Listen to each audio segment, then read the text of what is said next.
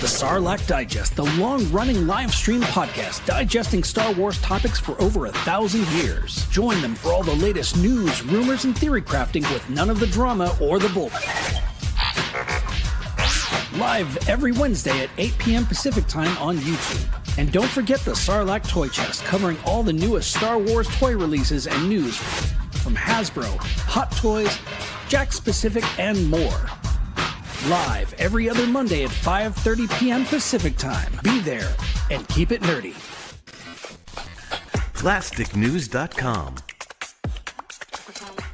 All the latest from Hollywood, toys, gaming, comics, and anything pop culture. PlasticNews.com.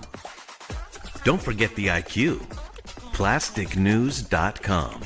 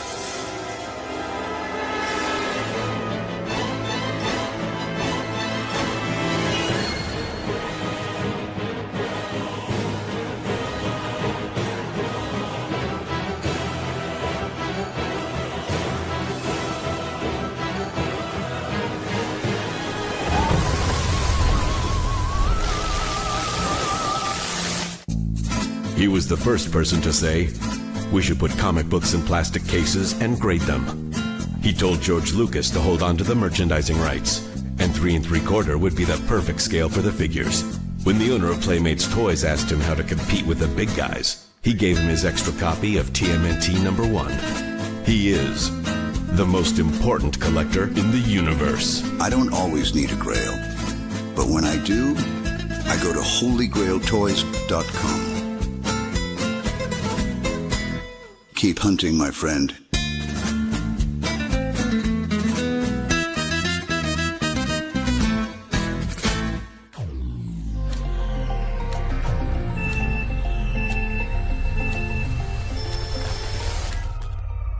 You're watching a Syndicate program.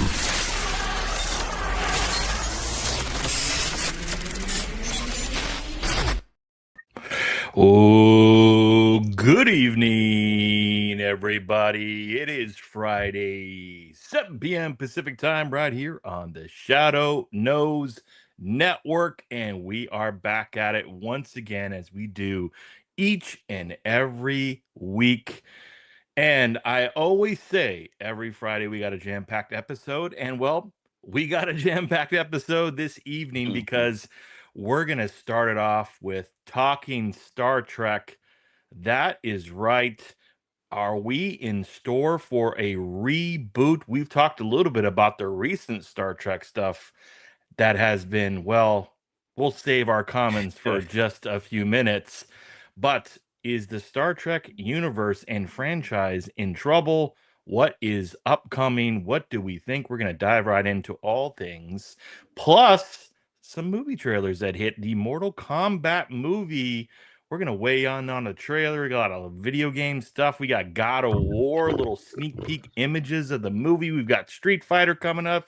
Plus your favorite segment, Pre-Order Mafia, Hot Toys, new releases, all the things you want to talk about, plus much, much more. So it's time to beam yourself a drink. Sit back, relax, stay tuned. This is Pixels, Plastic, and Ink.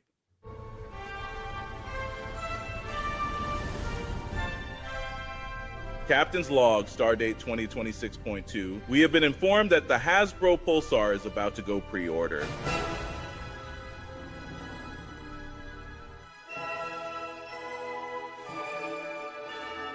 Pre-order is sold out, Captain. Warp 5, engage.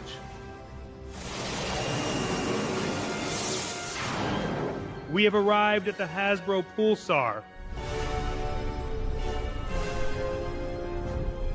Nothing is for sale on my scopes. Doctor, anything? I'm a doctor, not a magician. Fire.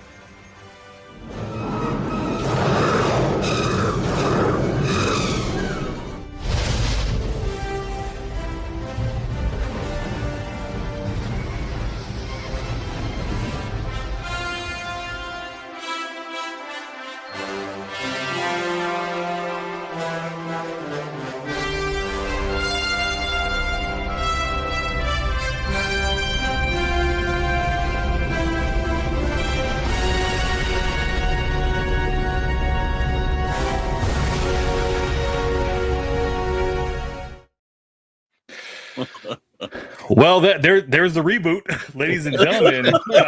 There you have it. Look no further. We have been cast as the new Star Trek, and that 2 minutes was way better than anything that's been recently produced. I'm not gonna lie. I'm gonna need that poster of me from Steve. I got to be honest with you. It didn't look too good for me. That last poster. It looked like that was the end of the franchise for me in that episode. So as always, appreciate you all coming in. If you haven't already, please hit the like, subscribe, comment. If you're first time or you're long time, we appreciate the support. And then as always, if you're on the replay crew, do the same.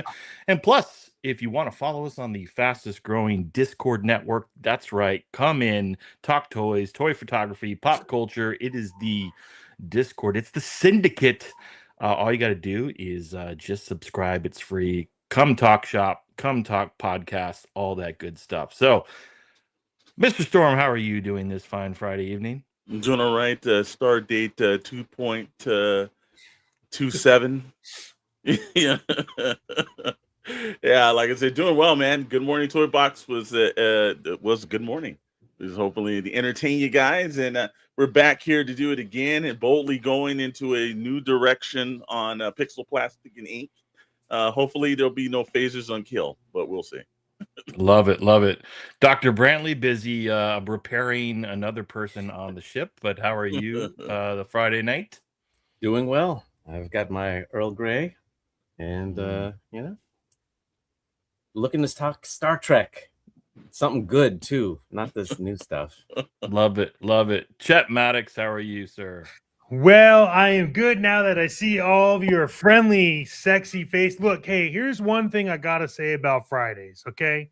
Is that if you want a Friday full of pure sex appeal, I mean, you're looking at it. This is what I'm excited for this. Mr. Storm graciously gives me his presence in the morning. It's fantastic, and here we are on Pixel Plastic Inc. with you two gorgeous fellows here. This is awesome. I'm excited, ready to beam over all the information. But more importantly, Mr. Rad, how are you?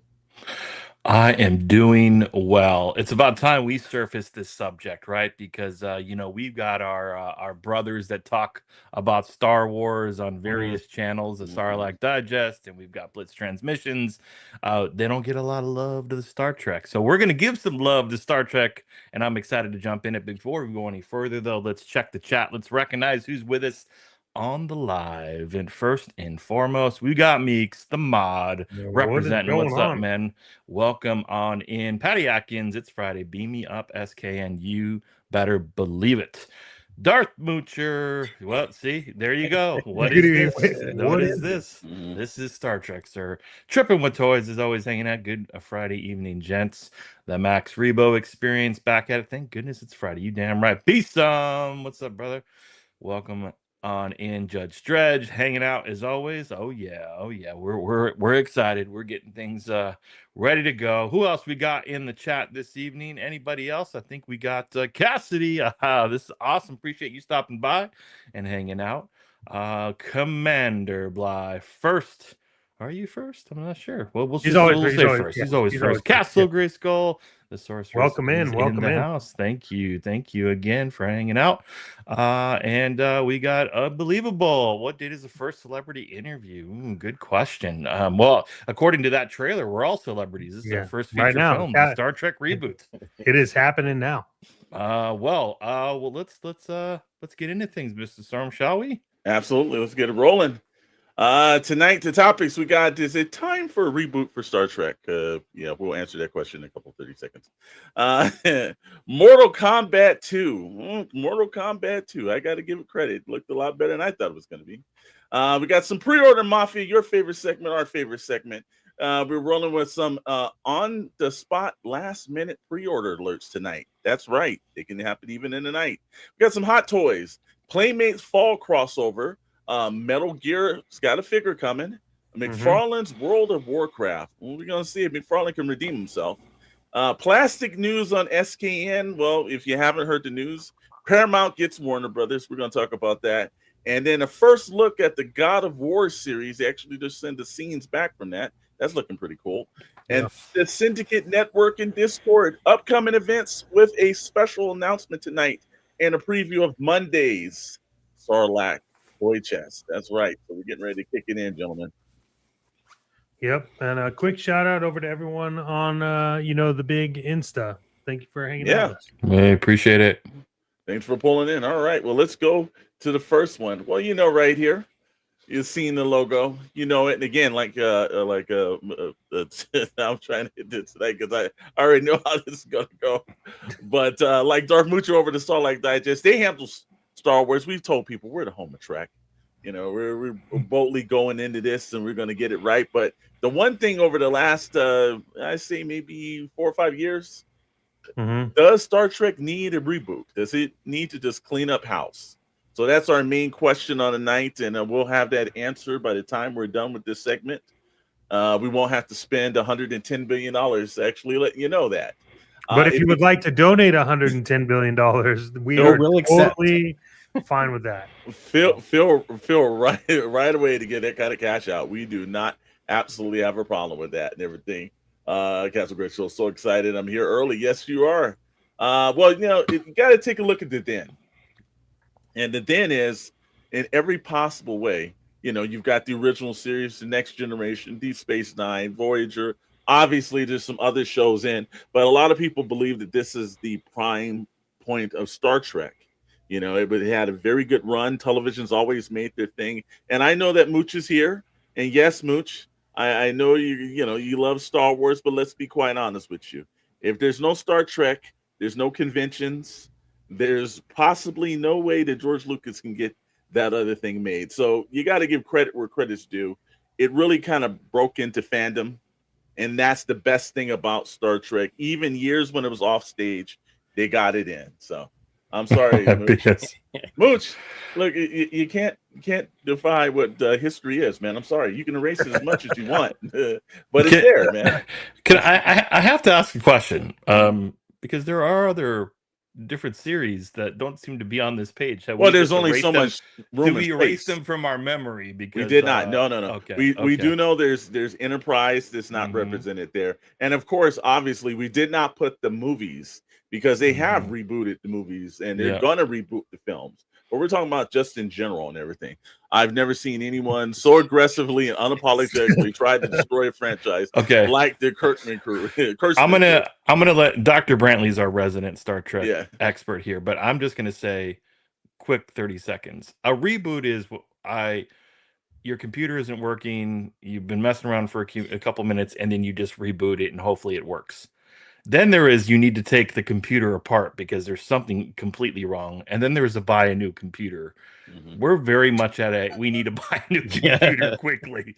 So I don't know if reboot is the term. It is literally wipe everything out, get new creatives, get new stories, get new characters. Or if you're going to reboot some of this, that you need to think a bit differently. Obviously recasting, but Dr. Brantley, I'm going to turn it over to you as our Star Trek expert, but it's definitely not just a reboot that needs to happen. No, you are correct. They immediately went off the rails in this new version of Star Trek that they did. You know, they had this entire universe that was cohesive, where even in Deep Space Nine, they did an episode where they went back to the Kirk era and everything looked like it did on the original series.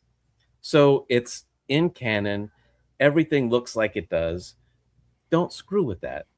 And what do they do as soon as, you know, J.J. Abrams comes in? They're like, well, we have to change all of this, obviously, make the ship look different, make the costumes look different. And you know, a little updating is okay, but to change the entire aesthetic, now that's what they did with like Discovery, is they just changed everything and didn't care whether it was even close to being anything like the original show. There's a reason that it lasted for the 50 years before Kurtzman got his hands on it. Mhm. And, you know, this last 10 years you can definitely throw out. You know, I just think that they should start again, but, you know, as it is now, like, you know, whatever the 40 years or 30 years after the Next Generation series. And, okay, what is Starfleet like now? And go forward, create new characters, and, you know, like they've always done. You don't need to go back and do Kirk again, Spock again. You know, we've done that. They're great characters. They're Shatner and they're Leonard Nimoy, though. Yeah. Let's create something new. I was on the phone talking to her POS agent that we have, Dr. Brownlee, and his idea just ran across me. You know, but he doesn't watch the show, so don't worry. Yeah, he does. That's why we get to talk about him. I'm so old. I remember the Star Trek Saturday morning. That cartoon is better than the Yes, past 10 years. Yes, it is. That's about it's been. Yeah. Nanu. Yeah, I saw also, let me hit it's Chad came in. He said, I'm late to the party, but hopefully they don't reboot Trek. And that Discovery type Trek is, well, we all know what that terminology and emoji is. So you don't want them to reboot, because I think at this point they need to do something dramatically. But it's one of those things where yeah. But Dale Bond said, hey, he's not lying. If there's two people need to be burnt at the stake, it's both of these two gentlemen right here. Yeah. And Kennedy for Star Wars. Yep, there's always this is the problem. And like I said again, I was talking to our agent today, and I was going over a conversation about the problem with this is that writers nowadays are writing what they believe something should be. They're pulling it from their own personal beliefs. That's not what it is when you have a franchise like Star Wars or let's say Indiana Jones or something. You write for the character and the world they're in. Yeah. What happened is Kurtzman's trying to double down and make something for like a younger audience, a hip, and let's do this. And that's not what Star Wars is. We can talk about the inclusionary thing because they've always been good about that. And so they don't need to work on any, initiatives or anything when it comes to that. They need to write what the characters are. Rick Berman and his entire run that he did through Next Generation all the way through Enterprise got what Gene Roddenberry wanted to do, and he wrote characters that fit in that world correctly. It's when you get these people like a la J.J. Abrams and some of these other people that pop in, I'm going to write what I feel, and this is how that's not how you take over franchises. You write for what's there, and you just add to it, but you don't over-empower it. That's the problem with Star Trek, Mr. Maddox.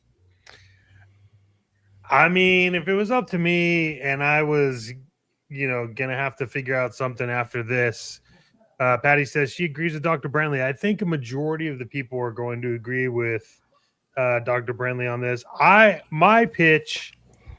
one pitch is Star Trek: The Borg Files, and that's it. And then that's just the new reboot. And we get to hear about the Borg and how cool they are. Look, I think the consensus is probably there will only ever be one Shatter. That is true. That's right. I would love. Unfortunately, this is not going to happen. But I would love for them to restart it, meaning like you know the lore, you know the world, Royal Rhino, you're not late, you're on time, don't worry. You know the lore, you know everything. So just a new ship, a new crew, new captains, new everything, but not based on what, like, if you're like the head writer, not based on like what you want, based on what is Star Trek. That's where we need to live, in the world of Star Trek. And there are so many things you can do with that. It's unbelievable. The stuff that this last 5-10 years, like, this is crazy. More of 7 of 9, yeah, or all 9. You don't need to just stop at 7. So I think, yeah, what I don't understand, and I think this is where like Star Wars sometimes struggles with, is that you have such a core audience and a fan base, and mhm. you have canon, you've got rich legacy and history that you can help formulate some fresh new ideas. And then I Mhm. get the opposite side, is you're looking to appeal to a new audience, a new Yeah. generation that didn't grow up on Star Trek and even are so young they don't even remember the Chris Pine movies. So you're trying to balance both. Yeah. And you could say like some of the Star Wars stuff, they geared towards like a younger audience or new audience, and sometimes they try to appease too much. I don't understand. There's no answer for me on Star Trek. I don't know the recent stuff. It wasn't like connected to the past, like it wasn't like so related to the legacy or history to appeal to like the long-term Star Trek fans. And then it was so bad that the new fans are like, what is this garbage? Yeah. So I just like, what is happening in the writers room is what I need to understand. Is it Yeah. didn't serve any fandom, any part of fandom. And so I think if you're going to do this right, you just need to refresh and get somebody. And I think there's so many young, creative, aspiring writers that could come in.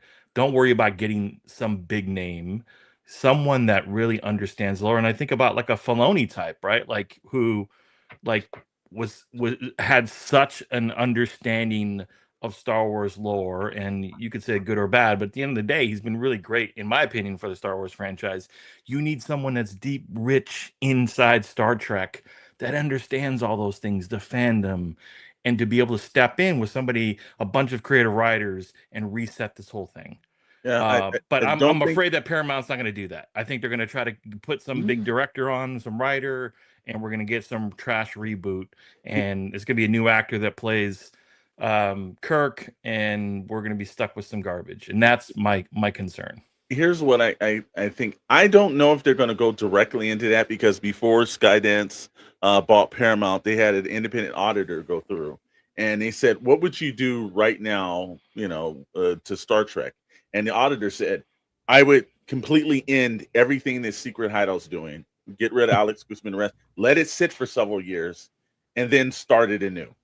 And I don't think they're going to go the route TV wise. Film wise, they probably will get a bigger director. How about create a brand new franchise, no more Star Trek stuff? Well, they didn't work out too well on Netflix with our favorite, what the hell is that movies called, series of films? Oh, Yeah. Rebel Moon. Yes. Oh, Yes. no. Yeah. No. Yeah, that was an attempt of like new. It stuff took a that- second. I was like, Yeah. what was that? Yeah. Yeah. Yeah.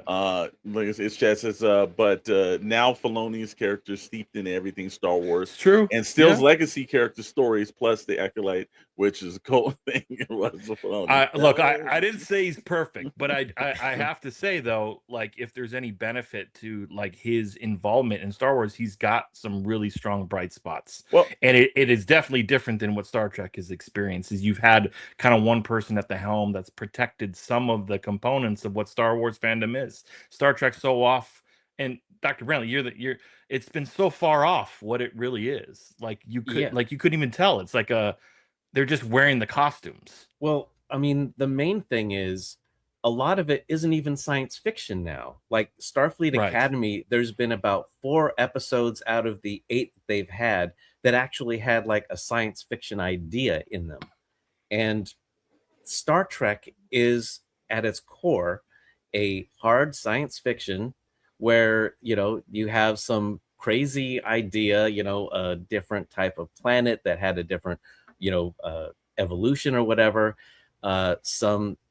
something that is not of today, They don't sound like they're from today. Starfleet Academy, you could just take, the actual space stuff out, and this would be set on Earth modern day, and nothing would really have to change. It's dumb. But that's why all of the Star Trek stuff up until now has aged so well, because they weren't saying 70s slang, 60s slang, except for like the space hippies. that was a little too far, but they didn't do that very often. And Starfleet Academy is just basically Melrose Place. Yeah, exactly. Like, it's not as good as 90210, but it's still Melrose Place, and no one watches it. Again, they're writing for youth, man. And that's the problem of it is that you kind of there's certain franchises you grow up with, and you don't need to have a millennial tone or like a younger tone for it, because you grow with the audience. And that's the same way with the original series, and then you had the next generation. People grew with the show. You don't need to have a bunch of people like constantly jumping in and saying, "Oh no, let's just make this hip," because that never works in the franchise. Every time they try that, it normally destroys the franchise. But also in the same way, you don't need to have a fanboy come in. You don't want somebody too rich. Why does the holographic girl need to dodge things? That's a part of bad writing. Look, she was afraid of getting thrown out of the airlock. I'm like, no, she's the one that should sacrifice herself, right? Yeah. Because she can go out into space. And that whole episode, which still was the best episode so far, which is scary to think about. It was like the one episode she was like, "Oh, you could shoot me, nothing hurts, whatever." And then it's like, I think it's either the same episode or the next episode she gets hit by a laser and like she's in pain. Like, wait, what? What? Well, it's people again. It's like also I saw is a Rebel Moon mentioned, and I remember when Dr. Brittley and I was watching Rebel Moon, and then it's the sound debris and everything from space, and it's like none of there's no science fiction applied to any of this stuff right here. There was also no CGI applied to that either, by the way. But it's got legacy. It's been here for 60 years. That's not by mistake. It's built up its own fandom. But what happens is, and the same thing happens over at Star Wars at times, you're constantly disappointing the legacy people that have stuck with it. Can we just get some good action and good acting? It's way too much. That's too much to ask for. It's way too. It's way too much. I mean, they can't even get it. Look, when I was 10 years old, the first Star Trek I was exposed to was Star Trek II: The Wrath of Khan in a theater. My parents took me. I was a kid, right? And it was about these older characters dealing with their mortality. And I still loved it. It was fun. I didn't understand all of it that they were talking about, but that was the thing. It made me go back, made me watch the older shows when they played them on TV. And, I learned to love it. And also you grow with the series. There was a lot of life lessons learned that I still remember. Yes, absolutely. And it's like I was a kid and still enthralled with all of this stuff, and you grow along with it. They weren't trying to, let's get the kids in here, let's have some space battles. No, you still make it fun and entertaining. That's the main point of this, right? But it wasn't talking down to you. You had to actually go up to what they were telling. Yeah. And that's made it so good. Now they are talking down to their audience. Yeah. And it just doesn't work. Yeah. I mean, look, the Chris Pine reboot, those were some good movies, like in my opinion. Was it perfect? No. But they were like entertaining, like going back to like, you tried to bring in a new generation, and there was good action and decent acting, okay story, but it's gone downhill ever since. And so I hope, for the sake of Paramount and for Star Trek fans, we get back on track. But it's going to be who you put that at the helm, and that's the biggest issue right now. Is who's running it creatively. It just ain't doing it. I think we're going to see a difference. Is that when Redgrave was running, Paramount was run like nobody gave a damn about if they were going to make a profit. I think now that you've got a greedy billionaire that owns the place, it's got to be about profit. I can guarantee you, stuff's not working. People going to get fired. Certain things are going to happen. Franchise is going to be pulled. It won't be let's go out a heavy hand and let a lot of this stuff go, because it's all about dollars and cents now. It's not about making movie magic and everything. Hey, what's going on? Like, welcome in. But that's the aspect that I think we're rolling at right now, where it's I think there's going to be a lot of checks and balances going, and if something's not making money, it won't be here anymore. And this chat says Top Gun 2 did give us Rooster and Bagman. Yes, they did, and everything. Without crapping on Maverick or even Goose. There was a way to do new stuff while respecting what came before. Also, there was another comment that he said, and the one irk shit that makes me about the show is when he said about the sitting in the captain's chair. If you're, I understand Starfleet Academy, fine, but you're on a starship and there's ranks and numbers, and somebody's sitting like there in a Barca lounger, and I'm like, you have never seen an actual captain do that. Now you've seen other people sit in a chair and do something, but it's kind of like you just knocked out like all the things that made Starfleet run as well. It's because they were a fine military machine. And unfortunately, it just gets like, okay, man, we just take it around that corner and everything. It's like right around the pole star, and we'll back up into it. Like, it just doesn't make any sense. And I think, Kurtzman's finding out right now, because there's a lot of people out here that hate his guts. So yeah, he doesn't care though. He got his money. He's fine. I think he does care, because remember, he's also the same guy that was in Transformers, and he got a lot of flack after Transformers as well. So, after a while, your reputation starts getting tarnished. And it said, yeah, that's what lost me, that we're sitting in the chair thing, disrespect the least. Yeah, that was the one thing I watched. I said, what is this? I've never seen this happen. They're doing things that I understand if it works in a science fiction way and moves the story along, but just it's interpersonal. I think they let actors get on the set and be like, no, I think why don't you read the damn script and do it? That's what Hollywood we come from, right, Dr. Brennan? Read the damn script, do your job. It's very, very simple. All of a sudden now it's like, well, how would the captain say it? I think they would kind of like throw my legs up. Next thing you know, it's going to have like, a little snack bar right next to the thing. Like, what the hell's going on here? Yeah. I don't know. They need to stop it. There was like a 5-year gap between when Enterprise ended and when they rebooted the movies. It needs a couple of years at least of no Star Trek. Let this fade away, because let me tell you, this is going to fade away very quickly. And yeah, the original shows, all of them were people in a professional setting doing their jobs. Yep. And the whole point was, they come from different backgrounds. They have all different personalities, but they worked together. Yeah. And that's missing there. This is trying to be about, they're gay or they're this or they're that. It's like, no, you just let them be that character and do the job that they're supposed to do.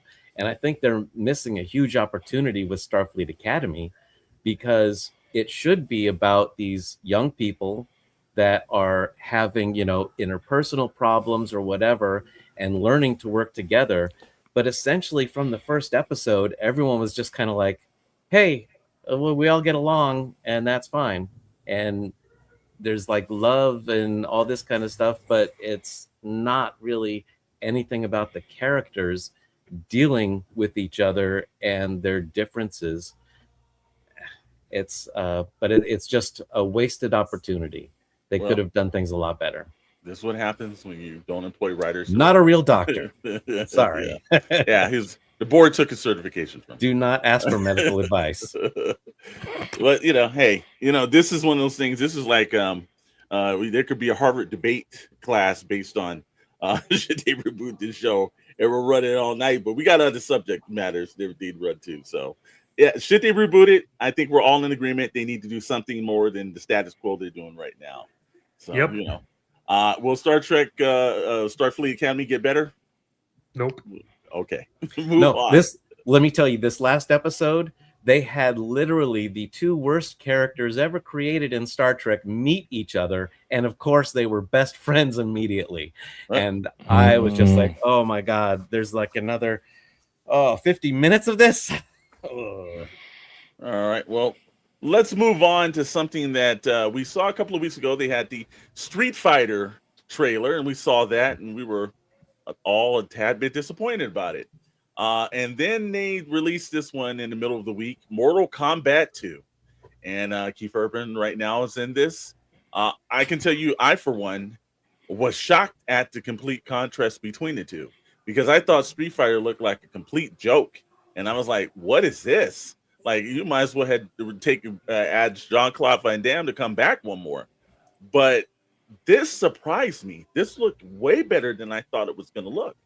And the acting, it was more on a different tone. I was like, wow, this looks good. I don't know about you, but I'm like eagerly excited to see this movie now. Yeah, I mean the stark contrast. It's kind of like when Street Fighter 2 was on the market, the game, and it was in all the arcades, and then Mortal Kombat came out, and you're like, oh, what is this? Looks like real people fighting. It's like, well, here we go. We have this Street Fighter movie coming out, and it looks, I thought that we weren't going to use AI, but it looks like maybe, it just didn't look good. And then this one dropped, and it's like, okay, like I would go see this version of this is good. Yes. Mm-hmm. The only scary part is Carl Urban. It's like either it's really dog doo-doo that he makes, or it's good. There's no in between. That's 90% of all actors in Hollywood now. I don't know, but like, I mean, he's been in some, like, anybody seen Doom with The Rock? I mean, I have seen it. Yep, good I've Lord. seen it. But I think Dr. Brownlee, you called it out. The studio's confidence to put this in May 8th tells you everything you know about like test screenings. The dude from Dark Knight is M. Bison is huge miss. Who thought that dude screams Bison?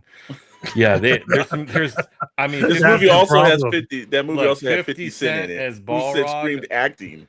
Look, I know he would have been terrible, but Mike Tyson would have been a better choice. Let's be honest. Anybody would have been. Yeah. Yeah. But he's getting Mortal Kombat. So I think this looks really good. There's some comedic undertones here. Of course, yeah. Good trailer cut. Looks like really good action. The CGI looked really impressive. I like that it's kind of an unknown cast for some people you recognize, obviously Carl Urban being the one. But I think that's what you want. You don't need a jam-packed. You want Reptile and Sub-Zero. You don't need some big movie star. So either the studio made a huge mistake releasing this on May 8th because of all the things releasing during the summertime, or they realize they got a good movie on their hands and this is going to be amazing. Because let's be honest, Street Fighter does not look great. This looks amazing.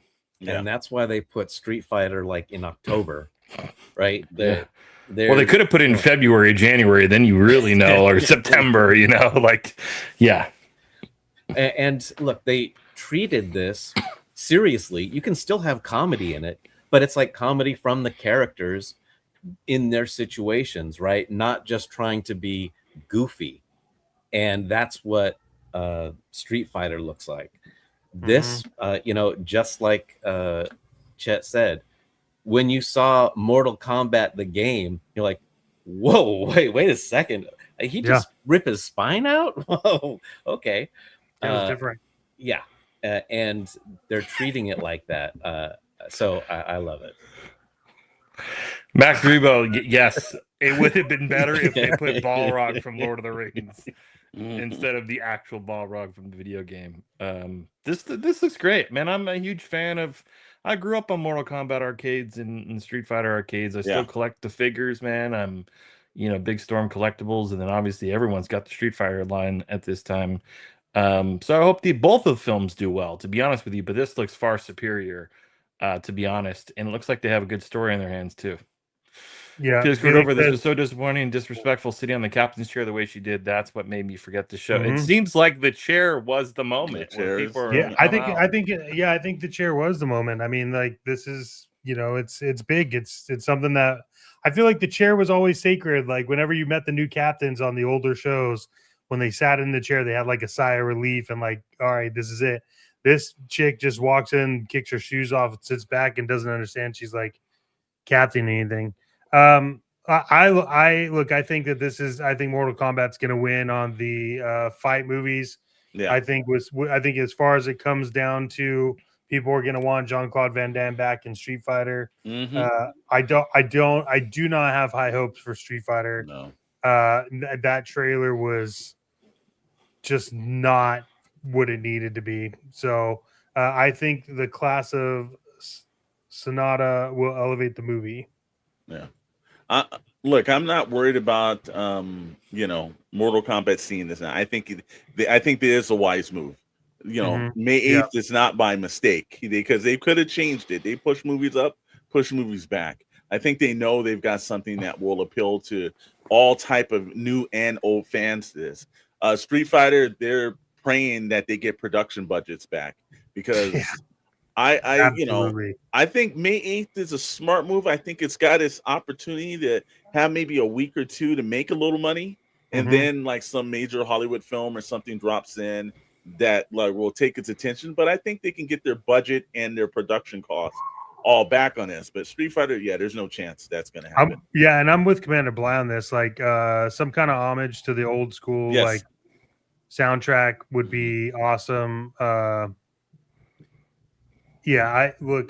think it's going to be good. And if it's not, they fooled us, and that means that Dr. Brentley did the trailer. Exactly. So I just checked. They're actually smart. So obviously one of the big box office hits of the summer is going to be the new Super Mario that releases on April 1st. So they clear that. There's a month of that, and it'll still be carrying over. But May 8th, there's nothing else. They have like an independent film that's releasing with Sally Field. So they have the week themselves, which is smart too. So they're like, let's ride this video game nostalgia thing and now make it more adults. But, everyone's going to see the Mario movie. So this could be a big blockbuster. I hope it does well. If a movie is good, it will play through the summer. If it's not, it has 1 or 2 weekends and then it's gone in favor of what's next. I think this is the summer, especially with Super Mario Brothers, of the 2 video game movies. Well, we all know Super Mario Brothers Galaxy is probably going to be the movie of the summer when it comes in. But you got Toy Story. But there's Toy Story, but also Masters of the Universe. I would not sleep on that movie, because I think if that is well done, that also could just be huge and play through the summer. I think so. The reason why I said Super Mario, but while Motu is known all over the world, but Mario is gonna hands down. There's people that don't even speak the native tongue, and they know what that character. He's like Batman, the Superman. Mario stands out of the world. So I think that is your number one. But I do think that Motu has a chance of being the number 2 one, and then maybe it's fighting with Spider-Man, Brand New Day, somewhere around there. But it does have a chance of overshadowing that, to be honest. And don't forget, end of year, it's Dune's Day. Dune, the final conclusion, and Avengers Doomsday come out at the same time. It's bananas in the movie theater. We read AMC is in trouble theaters wise, and they're closing. This year could save a lot of movie houses because the lineup is insane. So very, very much looking forward to live theatrical releases. Absolutely. Motu is going to shock a lot of people. I hope, man. I mean, that's like, talk about growing up, man. It was Joe, Motu. Those are the things, toy lines. I need a good Motu movie because, I still like, is it wrong to say I still like the old movie because when I was a kid, I liked it? Like, I didn't know it was bad. It was just we lost a little bit more. Hey, Dolph Lundgren was my He-Man, man. Dolph Lundgren will always be my He-Man. All right. I'm not afraid to say that. All right. Give the man some credit. I mean, I've been saying that. You guys have been making fun of me. So no, man, I give him some credit. That Rocky knocked his ass out. We'll go on. Guess what? It's our favorite segment, your favorite segment. It's time for Pre-Order Mafia.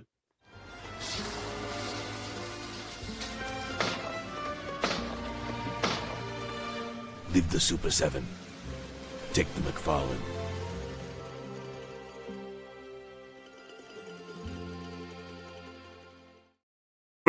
Well, you heard that correctly. It's not that your ears are messing with you or you're watching the wrong stream.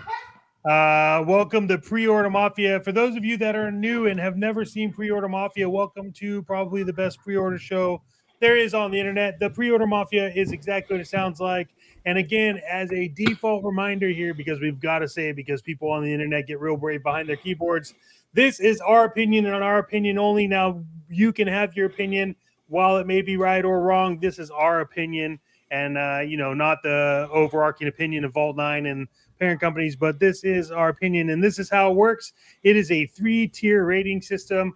Number one, we have it's a made figure. This is a figure that we know is something that you should have inside your collection. If you collect it, you should grab it. What are you waiting for? Buy it. Number two is to forget about it, and that is, hey, we may not collect that. We may not think it's something that we want, but we totally understand why you would get that because it's a good figure for those that need to collect it or something that you want to collect. And we could see ourselves buying it on the long game or whatever that is, just not right away. And then there's Sleep with the Fishes, self-explanatory. McFarlane used to live a lot in this category, and then Super 7 has graciously taken over that spot. And with all things, there's always the hidden ones, either a boss figure or a cement shoe figure. But this is Pre-Order Mafia. Please let us know as we are talking through this. We want to know for you, is it a made figure? Is it a forget about it? Does it need to sleep with the fishes? With that being said, Mr. Alexander Thunderous Storm, let's just break into it right away and give us our first Pre-Order Mafia figure of the night. Well, let me run through a couple of these comments. It's trying to back up a tad bit, but one it's chat says, speaking on Joe, anybody see that Hollywood? Yes, I did see that. I'm definitely recording the video this Sunday, and there will be a ton of swearing. Count me in. I'll be able to get on do some swearing because the minute I saw that, there was a whole bunch of swearing that was given to me as well. I wanted to add that in, but we just started rolling the show. I was like, we just have to do something. So call me up. I'll jump on the video with you. Is like I love what the WB did with Mortal Kombat by making it the mark a plot device power. Yeah, very smart and everything. Bellissimo. Bellissimo. Absolutely. Yeah. When let's roll into the first one of the night and everything else. So that this is a pre-order alert. This thing dropped today, so. It's a NECA item, and NECA, like again, somebody said perfectly the other day. NECA has crappy customer service, but they make some damn good figures, and that's why people tolerate them. You know that the Scream 7's hitting the theater. This one, it comes with a whole bunch of different heads and hands and an axe and a bunch of other knives and everything. What's up, Skelly? What's going on, Scully? So there's, it's there, but you can actually, it's on over on you check Big Bad Toy Store, any of your after purchasing channels. It's $37.99 right now. It's going to ship later this year, the quarter number 3 in 2026. For me, I love horror figures, but I'm not into this. I've never really kind of been into the Scream franchise. Really, it's okay. I've watched them. This is kind of like a forget about for me. It doesn't sleep with the fishes because I do think it's a nice looking figure. And of course, what moved it up from a sleep with the fishes is that Mr. Maddox knows it's got blood on his face, so he likes that kind of stuff. Look, hey, this is not a made figure for me. This is a forget about it. I like the accessories it comes with. I think what kills it for me is if you look at some of these masks, it's a little wacky. Nice accessories, but pass for me. Yep. Look, and I like it's cool. I like it. I'm not screaming for this. Yeah. But I think this is a pass for me, but it's a forget about it figure for sure. They've made so many of these damn things, man. I mean, it's gonna be a no from me, dog. This goes in the water. Like NECA makes good figures, but they've made 100 of these Ghostface, so I'm good. I do appreciate though that they did put the Scary Movie mask in there with it. Yeah, that's good. But this is Sleeping with the Fishes. Teague O'Neill said Star Trek had a long run of back-to-back programming from the late 80s to 2000s, TNG, DS9 Voyager, and Enterprise, and nothing until Discovery, Lower Decks, Picard, S&W, and Academy. Yep. And about the only one out of those was Picard Season 3 that was pretty good. when they actually brought back the original cast and they had a showrunner that enjoyed the original series and wrote to those characters. Yeah. That. Forget about it for Skelly. What's that's true. That would be the only reason I would get it, but it's not enough. Yeah. Look, this was going to happen. It's up for order right now. It dropped today. Got another one that dropped today, which I know because we were at Frankensons, and we know that these Storms collectibles are always moving. Because Rad, if you watched our members only video, if you're one of our members, you got to see that he was shopping, and this was put up for reissues. If you were also on the Syndicate Discord, Scully gave actual purchase links and everything to this today too, and he put the big thing reissued on that. So it's a very big deal, seeing as, from what I understand, Storm Collectibles lost the license to this. Yep. So these might be the last times we see these kind of figures, right, Rad? No, they still got the license. All right, so that was was what company lost the license? Storm Collectibles lost it. I don't think so. They're still making these figures. They just released a batch. Are you sure? Somebody lost the license to Street Fighter. Storm Collectibles. Because Jada, I know, still has it. Their license is running out. Yeah, that's what it is. Their license. I don't know. They have a new wave coming out of these figures, so they just reissued these, and then they have more to come. They have Storm Collectibles released the high end figures of the Street Fighter, not Alpha 3, the regular ones, and those were, we went to Frankensons and I picked up a few. They were pretty pricey. So to compete with the Jada line, these are really great, articulate, great sculpts. It's based off the Alpha 3 video game line, and for $30, man, they're crazy. I'm glad that some of these people could get these figures at $29.99 because the original drop of the Alpha 3 Ryu and Ken are getting about $150 a pop, and they were normally going for $30. If you went on eBay, people are paying $150 for them. So you got these. They just released Akuma. Chun-Li was available. I think the pre-order still might be available. They're great figures, man. You love Street Fighter for $30. Storm Collectibles makes amazing figures, man. It's one of the best, in my opinion, toy lines, manufacturers, and they do a lot of video game stuff. They do a lot of some anime stuff too. So I would say, man, if it's your first dabble in the Storm line, this would be one to pick up at this price point. And if you're a diehard Street Fighter fan, it's a no-brainer for me, man. The Jada ones are great too, so you can collect them all. Collect them all, as I would say, and that's what I'm doing as much as I can. Yeah, Storm Balrog, 100%. Yep. Yeah, I mean, the paint looks great on these. The figures look very good if you can get them at that price. But if you're saying that the price is going up, forget about it. Thanks, Remo. That's not right. Bly kind of set himself up for that. But something tells me that looking at these 4 figures is going to be more entertaining than the movie. Yeah, probably. What Mattel? What do we say? Hasbro has a license to the movie stuff, right? Or is it Mattel? Yeah, Hasbro has the movie stuff. Hasbro. Yeah, we'll see what those look like. By the way, I was in Walmart today, and all the Super Mario Galaxy stuff's out already, and that movie drops in April. I mean, they had everything, and for the first time, guess what I saw in Walmart? SH Figure Arts Bandai Mario figure in a Walmart. Wow, which is pretty crazy. Yeah, so we talked about last episode, remember, like how Bandai was going to extend their reach into retail. Yeah. There you have it. But I like it because it's supposed to be muscular. It's supposed to be so like overly done, the Street Fighter characters. That's what you kind of want to see. And Storm they lost the license to Mortal Kombat. Those are some amazing figures. Now McFarlane has it, and he's wrecked the Mortal Kombat series. I absolutely hate those figures. So we'll see what the future holds with MK line once McFarlane's done. Yeah, Scully saying that these look amazing and Storm is killing it, and I'm sticking with SHF, the OG. You got it right there.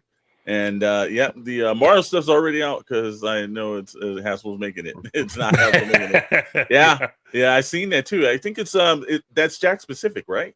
Jax and Bandai cut like yeah, both, yeah, that's looking the really Bandai good stuff's too. been out, but they had the 4-packs out there. They had the 2-packs. You could get everything. Yeah, Plenty yeah. inventory, plush out there, man. It's just so smart. And the pricing wasn't bad on that stuff, especially with the No. Jack Pacific. It was like right there if you Yeah. wanted to buy it for any younger individual. So that was kind of cool. All right, so we move Yeah. on to that. So no more pre-orders. So if you guys need to scroll over for the NECA or for the Storm Collectibles, chances are you probably would be scrolling through that because that's probably going to end up being pricey on the secondary market.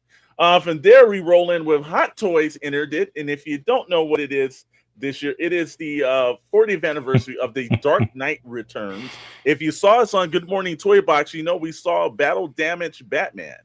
And this is the second counterpart to him. This is actually a Superman. It's a great Frank Miller graphic novel. If you never read it, it's worth the read. Even if you're not a comic reader, it reads like an actual book. It's what they based a lot of these newer Batman films off of. If it wasn't for Frank Miller, they still look a lot like the Adam West era of stuff. So looking pretty good. But at $275, this is hitting. If you actually, it's still available as of several hours ago. The ship dates is in between January 2027 and June, so a very large margin for it. But it's actually kind of cool. This looks like stuff ripped out of Frank Miller's book, right, Chet? Yeah, no, this is great. We were talking earlier about the Batman, and the Batman ones got me kind of like on edge about that. I think it's weird that Batman's $10 more, but I think he just comes with more stuff. Yeah. But yeah, this is great, man. I love these broccoli hair soups. Yep. Mm-hmm. It's funny, we were talking about the Mondo soups that came out last week, right? So you got both. Oh yeah, two expensive Superman, different style, man. Yeah, man, they're really. And then they had the movie Hot Toys Superman that came out last year. So I mean, get your soups. I mean, Superman's bumping right now in terms of toys. Absolutely, you got to side by side him with the actual Battle Damaged Dark Knight over there, and there's also in the movie there's in the graphic novel the Kryptonite Arrow, because Batman goes old school and he starts taking them down. So that's it. I like the flight stand. This is one of the few Hot Toys that I'm like, this looks peak. This is something else. I'm a big Batman fan, but I go with the soups on this one. Soups does look kind of cool, Meeks. I will give you credit for that. Dr. Brentley, I know, you and I actually were walking through a mall somewhere, and, we actually picked this up at, I can't remember the bookstore, but it's probably old and defunct now. It's hit 40 years. Borders. So it might have been Borders or some. I think it's that, or I think it was another one. But anyways, Walden Books. I think it was Walden. I think it was Walden. Probably Walden, like, because you probably were in a mall. Yeah, you were in a mall and you went to KB, and then across the street from KB's was always Walden Books. Yeah. That's what it was. That's what it was. But what do you think about these two characters, brother? Yeah, I mean, I like Batman, but I'm not sold on the Superman. It's like hair damage Superman in this one. I don't really like it, but I mean, it is pretty accurate to the Frank Miller look. Yes. He always had that exaggerated curl and everything, trying to make him look super like Reagan-esque. Yeah. And but I don't really like it. I think it was when Frank Miller could draw. It's not like he's doing stuff now. No. That don't get that twisted. He ain't drawing this good anymore. No. Yeah, I will say to Royal Rhino, the cape on both of these are fantastic. Yeah. Yeah, they're great.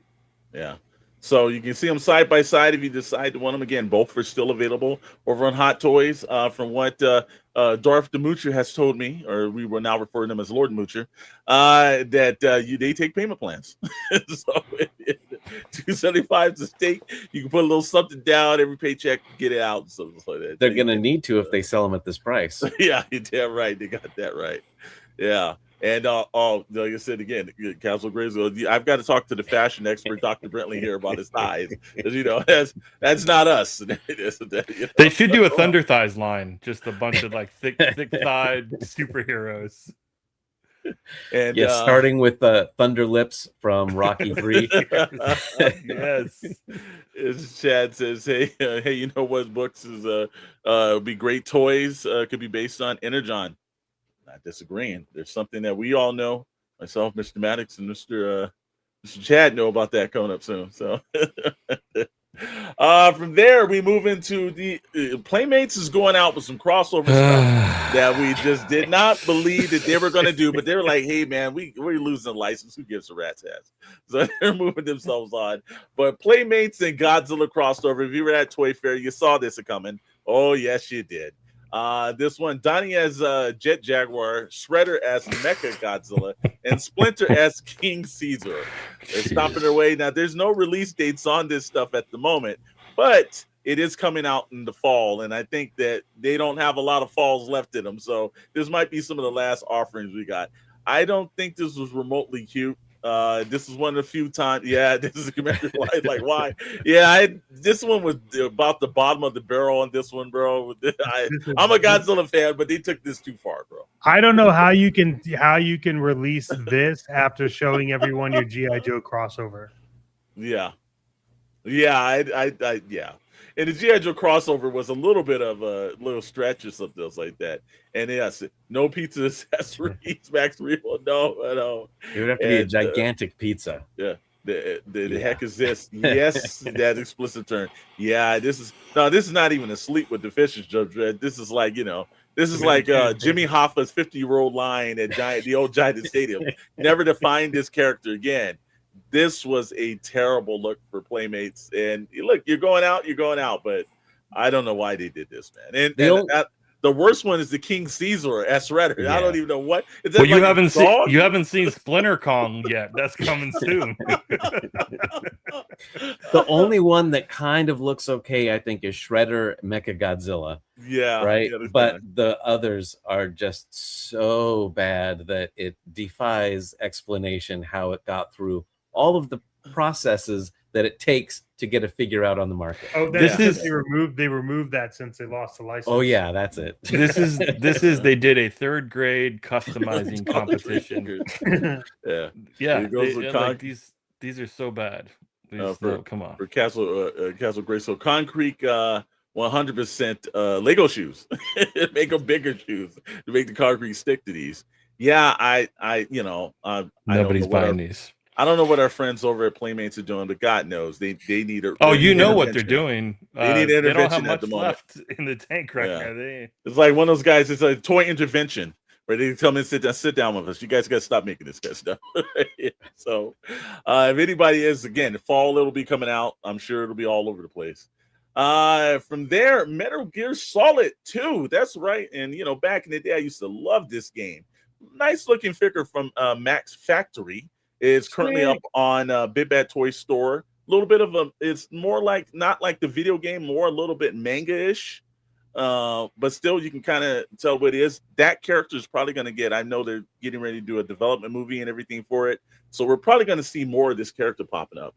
Better looking knees than Street Fighter. Yep, Max. And thighs. Look, this is an actual proportioned character that looks good. They don't look like. Yeah, This is a buy for me, man. This is great. He looks dope. I love Metal Gear Solid, one of my favorite games. I remember I stayed up all night playing it one time, didn't go to work the next day. This is kind of cool. What do you think about this one? I see Rad. Rad's like, I don't know what to think about it. Yeah, I mean, look, Solid Snake's awesome. I like the eye patch snake version, but I don't know, man. I think it's hard because there's not a lot of characters that I know in this universe from like a figure collection perspective. So you're basically folding this character into other characters that you have, and it just doesn't fit into the things that I collect. But Max Factory makes some good pieces. It's a forget about it for me, but definitely not made for $87. You got to be a diehard Metal Gear fan to collect this one. Yeah, and this is Judge Red said the Metal Gear looks good, but only 5 inches and everything. I think he said 6.5. You might want to recheck when I was looking earlier today. $86, which is Castle Grayskull said it's a little too expensive. I do think that's a little bit pricey on this character, especially for a 1/12 scale character. It's a tad bit pricey, even for an independent. Come with a lot of stuff. I saw it. It comes with a bunch of tariffs. That's what it comes with. Because this is definitely an import. Yeah, save everybody's talking about it's a little too pricey. So again, it's up on Big Bad Toy Store. You guys want to take a look at that.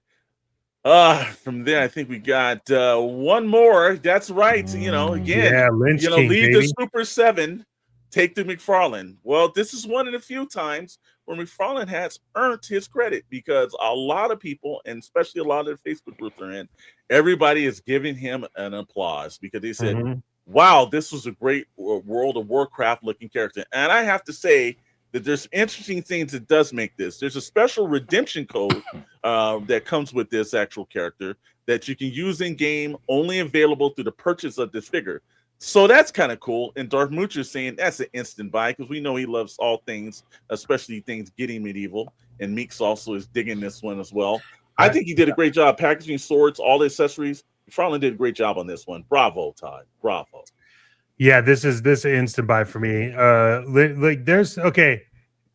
To be fair, there are better Lynch Kings out there. Sure. There's some that have like the peg where the head goes on, lights up as blue, and then his eyes light up blue. So there are a little bit better ones. However, McFarlane nailed it with this. This is great. Judge said, now the WoW is more my speed. Yeah, and I think that this is a very good figure for McFarlane. There are some issues with the faces, but yeah. Oh, this is good. This is really good. This does look very good. Trippin', I'm with you on that. Yeah, this one for me, this one kind of, I'll be honest with you, it moves into the made figures. I don't think that's ever been said with a McFarlane figure, but it moves into a made figure for me, man. I think he really did a great job. A lot of people are happy with this. It's a win, Todd. If you're getting this license and this what you're doing, you might be doing pretty good. And you can tell that Meeks has been playing World of Warcraft. Oh, you know that. You know that. Yeah, you know that. Also, Darth Moocher's in that too, man. Playing the early expansion now. Well,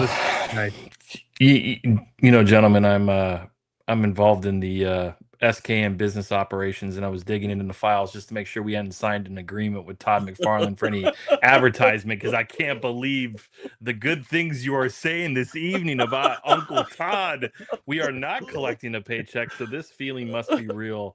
Cool box art, but I don't feel as strongly as you all do. But hey, man, that's a win for Todd is a win for me. So I just wanted to make sure you all didn't sign any sponsorship deals. No.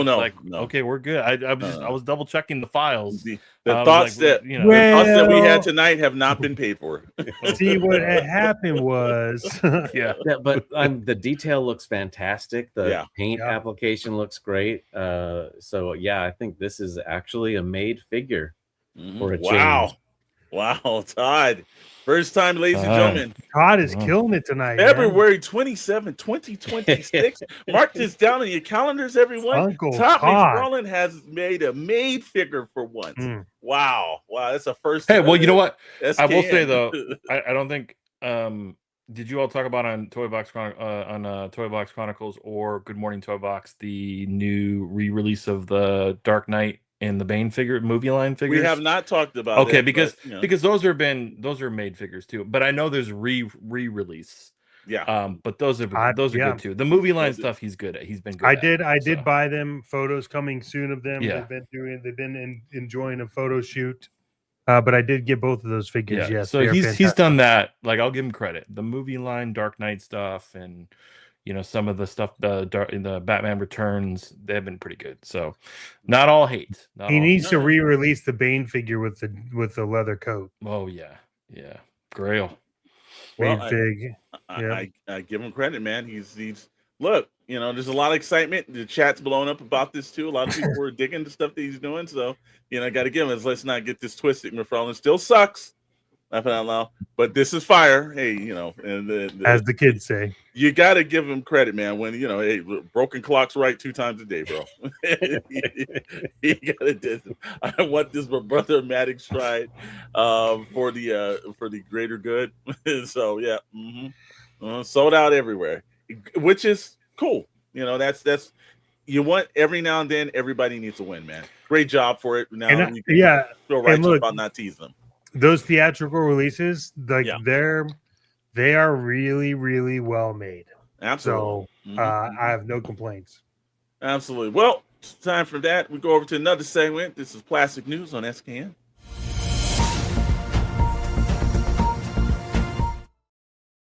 That's right, our trusted friends over Plastic News is sponsoring this section. Plastic News, your trusted news source for all things entertainment and toys. PlasticNews.com. Well, we started the night and everything. Like we started off this morning, and this was a back and forth. It was like, Daddy, I really want it. And he was like, okay, I'll throw another 30 billion at it. Sure, son. Credentials, but let's get this for you. It says Paramount beats Netflix. The industry still loses, though. Paramount's claim is that they will release a minimum of 30 films per year once they buy Warner Brothers. That will be 15 per studio, with the minimum 45-day theatrical window globally for each release. David Ellison plans to keep James Gunn and Peter Safran as the heads of DC Studios. Now, understand, billionaires do lie, so don't take this with like what? Wait, don't just you don't even own the company. You're like, yeah, we're going to keep those guys. You got to tell those guys you're going to fire them before the ink dries. It's going to take anywhere between 8 to 12 months for this to actually come up. So don't believe when a billionaire is speaking, he's lying. You also don't want to do what they did with the previous ones, where James Gunn came in and they still had 2 or 3 of the Snyderverse coming out. And it was like, oh, yeah, we're throwing all that out the window. And that's not going to mean nothing. It's like, oh, and you wondered why they didn't make any money. That stuff's trash and everything. Is like, yeah. Well, this one, he's like, no, everything's fine. We're going to love those guys. And the day that ink signs and shit like that, it's like, yeah, we're rebooting all of DC. It's like, so don't take that through. But monopolies are not good. We've heard about that. Even though, boy, Bly loves billionaires. I know he does, man. Trash. Yeah. Here's the thing that I'll be quite honest with you. Netflix should have had it. Yeah, you think too. I'm not sure about this acquisition. The proof's in the pudding. We shall see where this goes next. I can tell you right now, whoever bought it, Netflix was not a great source. Paramount's not a great source. You want these companies to be independent. As people that are in the film industry, like myself and Dr. Brentley, this leaves fewer opportunities, especially for the industry guys. Your sound engineers, your key grip guys, those guys that are really doing all the hard work, it's going to be less opportunity. People will lose their jobs. When Skydance took over Paramount, they let a bunch of people go. They're going to let a bunch of people go. And, it used to be you could be just a sound guy and you could have an entire career in Hollywood and work 30, 40 years on pictures. That's not going to happen. Less opportunities are coming. This is not good, either whoever won. So it's a shame that we're seeing our industry consolidate like this. And there's probably more because Sony, and I know Universal's looking at Sony and they're looking at a couple other places. Somebody's also going to consolidate in. It's not going to be good for an industry. Dr. Brentley, what's your thoughts? Well, the main thing is I don't think Warner Brothers should have sold themselves in the first place because they just came off of one of the best years a studio has ever had. Almost all of their movies were hits. They had original hits with Sinners. They had some, IP hits. They, so they're doing well. And, it's just, you're right, billionaires trying to make more money. Yeah. But they could have been just remained Warner Brothers and put out great content like they have been doing for a little while now.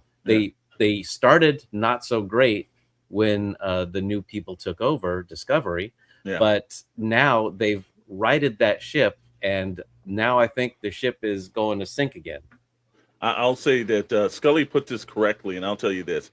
If you're working at the DC offices, you better start thinking about independent books and everything that you're making because your time is written off because DC's done, and he's absolutely right. If you're in the comic book industry, DC is dead.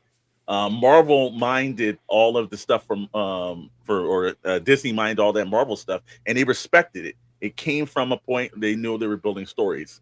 This is not going to happen to DC. They're probably going to get sold to someplace or shuttered, but I don't think there's going to be anything good for DC. They didn't respect the creators. Yeah. They respected the actual book, the material. Exactly. Yes. So. It's a shame, and Meek said this. And this was actually good. I think this probably would have helped. Actually, surprised Apple didn't buy them. That would have been a big win for Apple TV. I think Apple would have not made it a monopoly because they don't own the kind of assets. You can't have somebody buy Paramount, then buy Warner Brothers, and you got Skydance. It's too much of a monopoly, and you kill the industry. Apple, at least, you probably would have been in a sector of more jobs coming. So again, it's a shame. This is what happens. Billionaires do these kind of things, and we'll see how the industry goes. Well, you get to see Bugs Bunny in a Star Trek universe, and that's the plus from this is you could do a lot of merging, and they're gonna be let's just do all the shit. Space Jam meets Captain Kirk, we could do it all day long. Judge Dredd, Netflix backed out because Paramount came in and said that they would buy $1 per share and then also front the $118 billion was it $118 billion buyout clause or cancellation? I think it was like a 2.8 for Netflix. That went to Netflix to say, hey. But also, if you saw the earnings call that they did this morning, and Zadoff that runs Warner Brothers said, hey, if they can't get regulatory and everything, well, this is the way we get $7 billion and they could start over and we'll just start this process all over again. So something about that just doesn't seem like it's going to work itself out. So I don't know what's going on, but it's this also is crazy towns of Hollywood. Disgusting when they're talking about this kind of money while most people around the world are suffering and having a hard time. It's like, we can throw away this billion, that billion, whatever. Well, all I can tell you is billionaires are going to do what they do. Well, and other related big news, Tubi just acquired the rights to more DVD Steven Seagal films. So look for those coming out. Yeah, I'm going to save this next made for DVD Walmart bin on Tubi. I'm looking forward to that. Not as big as this announcement, but stay tuned. I will save this next story for Mr. Maddox because I know that he has been carefully watching this. Mr. Maddox, you can take this away. Yeah, so God of War TV series first look. Amazon has unveiled a first look at the live-action God of War TV series with production on the show now underway in Vancouver. The image offers fans their first glimpse of Ryan Hurst as Kratos, the titular God of War, and Callum Vinson as his young son, Atreus. Additional cast members include Max Parker as Heimdall, Ulfur Dari Olafsson as Thor, Mandy Patinkin, as Odin, and Alistair Duncan as Mimir, Danny Woodburn as Jeff Golka, as brothers Bjork and Sindri, and Ed Skrein, right? Yeah, Skrein as Baldur. So a lot of names that this is Kratos and his kid is really what this says. I wish it was God of Steroids because this dude needs to get back in the gym. This ain't the Kratos I know. I hope this is not a real image of the show. That's not my Kratos. I swore I thought this was like AI generated. Because I'm like, this is not the show. It doesn't look like the show, but they're saying it has to be AI. Kratos. When you guys, what's going on here? When you sent this picture in the morning and said, "Hey, we should talk about this," I was like, "Wait, before we do this, let's make sure that we're not being fooled by some AI thing." No. And I was like, "No, this is real. Yeah, it looks whole fake, all of it, every bit of it." So, well, Dr. Brentley, unlike CNN, we do use two trusted sources. I mean, I thought Ryan Hurst was a good cast, but bro, you need to get bulky, man. This is not the Kratos that I know from the video games. He is not imposing presence in maybe the image is throwing me off a bit. I need you to stop body shaming Ryan Hurst. I'm doing it right now, man. I mean, between Dr. Brantley's Thunder Thighs opinion and come on, man. Like for years they were like it should be Dwayne Johnson, it should be Batista, it should be all these like muscular dudes because that's how you envision it. Mm-hmm. It's like, like when you think Conan, and it has to be like, but maybe they're going the Motu route. It's like, he could be fit, but it doesn't have to be. This should be, I don't know. It feels very off. I know it's just a picture. Give it the benefit of the doubt. Mandy Patinkin was from The Princess Bride. He's also on the best character ever. Yeah, he's also on Criminal Minds. He was also Homeland. In Homeland. Yeah. You killed my father. Prepared to die. Well, you might have killed the this box office or TV ratings with this one. The one thing that I didn't agree with, because his son doesn't come in till like the second or the third game. The third, So, yeah. So I was like, you should set up Kratos on his own doing the badass stuff, and then once we know this character, then you have him with the child and all of that story. But to start there is, I just don't think that's the best place. I love the way Dr. Brent acts like we don't work in the industry. He might not get 3 damn seasons, bro. like this is the era of streaming. They're like, look, let's just get 1 out. Maybe that's all we get. Back in the days, you used to build stuff up. Now they're like, just jump it in the middle. Let's hopefully get this thing going. Yeah, maybe we get 3 seasons. Could end up like Halo. This is a TV show that I'm going to try to figure out how to get onto the set and be like, Ryan, hold on. Well, it's better than Jared Leto, I guess. So, yeah. Well, again, gentlemen, that's all we got. The comments are wild. They are. CrossFit Kratos. When did we start here, man? Jeez. Yeah, he's making it past the first season. Yep, a lot of things. But wouldn't it have been better if the first season was just Kratos going against the gods? Well, we will see. Maybe a flashback sequences. I don't know. They read garbage today. We work in Hollywood. They read garbage. So we move on. Like I said, we're winding the show down. But you know what? You can actually hit the conversation back at many places. You can take it right here on the Syndicate Discord. It is the network and Discord for SKN, Shadow Nose Network. For Blitz Transmissions, Tommy and the guys over there is working hard.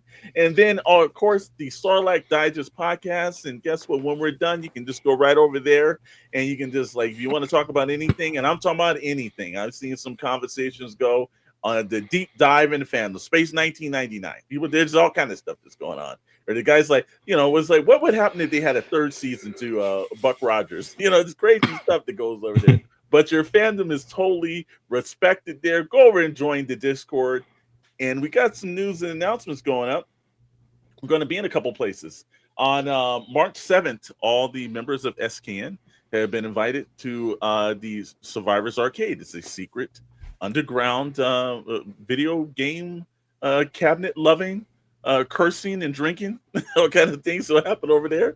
But Survivors Arcade, but he's making it for a good moment, and I will give him credit on this.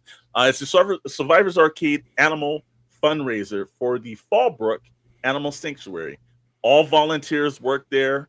It's a no-kill facility, and so people are donating their time. If you got an ounce to actually put some time over there, definitely want to make sure that you can go over to the link that's on the screen, or go over to holygrailtoys.com. If you go into that main menu, you see there's a very big button. Anything, again, people are volunteering their time for animals. Got to give them credit on that. It's almost like you guys are rooting for it to fail. No. We're hoping it's going to be better.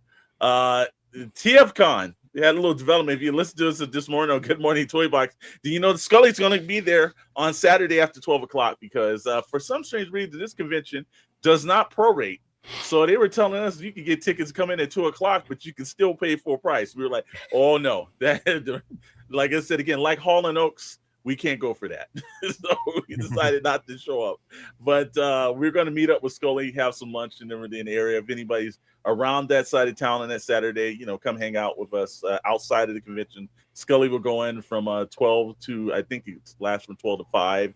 Frank Welker, Peter Cullen, they're going to be there. Also saw that they were announced to be at MegaCon too. So if you're looking to actually get anything signed from them, you can get that done.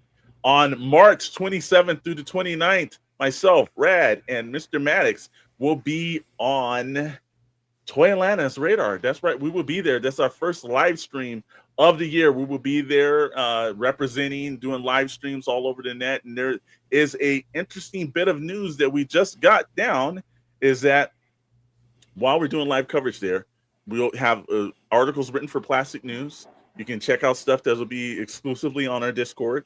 And of course, obviously live streams several times during the weekend right from our table and Toy Atlanta in Duluth, Georgia, which is going to be a great event. But I was told by the organizers that Toy Hunter has been officially selected as the official app for Toy Atlanta 2026. That's right.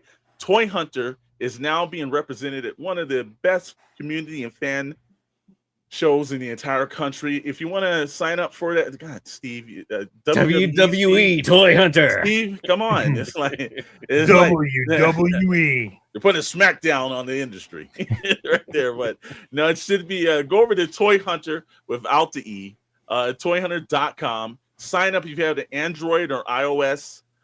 Make sure you go in there. There's still in Android, they're still beta testing. They still need people to beta test, but it is your go-to all-inclusive app. Anything that you need, whether it's negotiating at a convention, you want some toy news, put in all your collections that you know that you have it right there. Toy Hunter is the app that you need, that you didn't know you need. Once you have it, you'll wish you actually keep using it. Right, Mr. Maddox?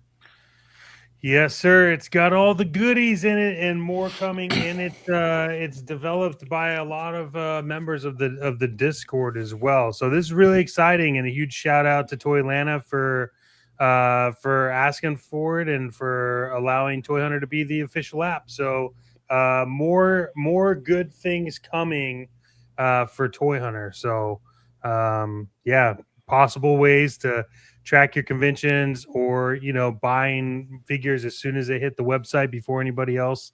I don't know, things like that. So absolutely, yeah. I'll tell you, I'm using Toy Hunter as I am pricing things to put on Holy Grail toys. I'm looking about where the mid is and the high. I stay far away from the high levels, and usually it's around the mid, either a little lower or a little less, depending on how many are out there. Oh, nice. It's been working out for you? Yeah. That's awesome. Yeah. It's a great app. Tom was chiming in and said, hell yeah, absolutely, and everything. And one thing we want to remind, if this is the first time that you're watching us, do us one favor, make sure you're actually hitting that subscribe button. And, we've seen all your great comments and everything. Again, and guess what? Sign up for the Discord. You can keep the conversation going right after that. We also, a big thank you to all of our Shadow Knows channel members, from the Shadow Elite to the Syndicate to the prospects that's on the street making it happen. Thank you, everyone, for every dollar that you guys put into that. Really does go back to the show. People like to say that, but we really do. It gives from Rad not firing Steve every week. So we thank everybody for that. But hey, man, I'm out of time. It's back to you, Rad. I appreciate Mr. Storm. As always, what a great Friday, full of amazing topics from Star Trek all the way down through the release of Toy Hunters, the official app of Toy Atlanta 2026. And as always, don't forget, we got Monday. It is the special day to watch Mr. Storm featured on the Sarlacc toy chest, and so don't forget to tune into that. Right? Is there something upcoming, Mr. Storm, on Monday? Is any agenda for Monday? What should we be looking forward to talking Star Wars? Right? Because every Monday, 5:30 p.m., 8 p.m. What are we talking? I will tell you this: Jada just released some die-cast cars with some Star Wars figures in mind. All right. And I was just talking to Mooch about that the other day, and then we were like, got little things. Obviously, some Cube Station. If we haven't told you, make sure you're purchasing some Cube Stations. The event actually is being held at the Burbank Marriott on the March 7th. We can't tell you that, bro. It's a secret. It's there. I'm sorry. We'll have some videos up for that. The Survivors Location secret location. We can't tell you the location, unfortunately. We've been sworn to secrecy on that one. But if you're thinking about the TFCon, that's in Burbank Marriott as well. We got a bunch of things going on. They had they just had a release of some of Plo Koon this morning, along with Commander Wolf. So a lot of great stuff to talk about. It's always a great show with Tommy over from Blitz Transmissions, Scott Solo, and Darth Moocher of Starlight Digest. Myself every Monday, 5:30 p.m., 8:30 p.m. Pacific time. Come and join us, hang out. It's fun. They talk some Star Wars toys and everything. That starts off our week, and then you jump into Wednesdays, and that is 100% Toy Box Chronicles at 7 p.m. right here on the Shadow Knows Network. After that, the Starlight Digest podcast, which is at 8. Fridays, Good Morning Toy Box, 10 a.m., 1 p.m. on the East Coast. You end the week with some toys and start your morning with that. And then right here, Pixel Plastic and Ink on Friday nights. You guys got all the stuff. I even heard Tommy's going to do a live stream on March 1st. So lot of stuff going on, man. The Yes, Syndicate, yes. you need to sign up for it, man. Love it, love it, love it. Well, for the new folks that hopped in recently, again, don't forget to hit subscribe and like. Thanks for joining us. If it's a long time, we appreciate you all hanging out as always. You are all the best. Spread the word, spread the love. We like talking pop culture. We appreciate your engagement in the chat. And if you're lurking and you don't say anything, don't be afraid to just say hi and pop on in. You all have a wonderful weekend, and we'll see you next week. Thanks again, and adios.